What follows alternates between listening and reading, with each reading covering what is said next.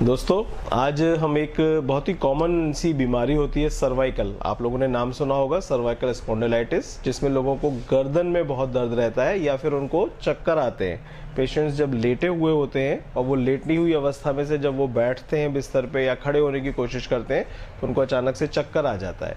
या फिर ऐसे एक लक्षण होता है कि साथ साथ पेशेंट्स को अपने कंधों में या उनके पूरे पूरे हाथ में एक रिंगने वाला दर्द, उनको ऐसा लगता है कि दर्द ऊपर से नीचे जा रहा है, या कभी कभी झंझनाहट भी होती है।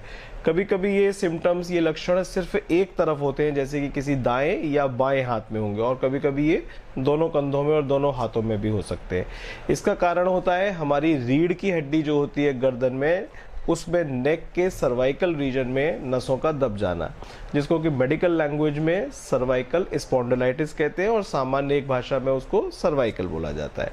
ये रीढ़ की हड्डी है और इस रीढ़ की हड्डी में जितना ये लाल रंग का पोर्शन आप देख रहे हैं, ये हमारी गर्दन की रीढ़ की नसें हैं। और इसमें से ये नसें ब्रेन को सप्लाई करती हैं, शोल्डर्स को सप्लाई करती हैं, हमारी दोनों हाथों को सप्लाई करती हैं।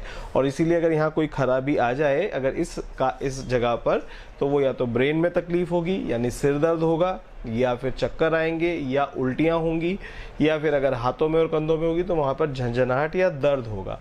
इसका कारण जो होता है वो गर्दन में रीढ़ की हड्डी में नसों का दब जाना होता है। न्यूरोलॉजिकल कंप्रेशन को हम सर्वाइकल स्पॉन्डिलाइटिस का कारण मानते हैं। और इसका एक जो सबसे बड़ा रीज़न है वो है आपका उठने बैठने का तरीका, यानी आपका पोस्चर। अगर आपका पोस्चर ठीक है तो आपको सर्वाइकल होने की संभावनाएं कम होंगी। लेकिन अगर आप कोई भी ऐसा काम है जिसमें आप गर्दन झुका के बहुत दिनों तक काम करते हैं, बहुत देर तक काम करते हैं, उनको सर्वाइकल स्पाइन की स्पॉन्डिलाइटिस होने की संभावनाएं ज़्यादा रहती हैं। जैसे कि बहुत अधिक देर तक झुककर लैपटॉप चलाना, कंप्यूटर पे काम करना, मोबाइल को बहुत ज़्यादा देखना। अगर आपका प्रतिदिन के स्क्रीन टाइम अगर 10 घंटे है तो समझिए आपको फुल सर्वाइकल स्पॉन्डिलाइटिस होने का चांस है। मतलब 24 घंटे में से अगर आप 10 घंटे मोबाइल देख रहे हैं तो आपको सर्वाइकल स्पॉन्डिलाइटिस ज़रूर होगा। किसी भी व्यक्ति को जो मोबाइल यूज़र्स हैं उनको पूरे 24 घंटे में से ज़्यादा 1.5 से 2 घंटे का उनका स्क्रीन टाइम होना चाहिए। ये एक नॉर्मल लिमिट कहलाती है। साथ साथ अगर स्पॉन्डिलाइटिस हो जा रही है तो आपको क्या करना चाहिए, और वो ज़्यादा तकलीफ है तो आपको इसकी जांच किसी एक्सरे या एमआरआई के द्वारा होती है। एक्सरे एक छोटी सी जांच है और एमआरआई एक एडवांस जांच है।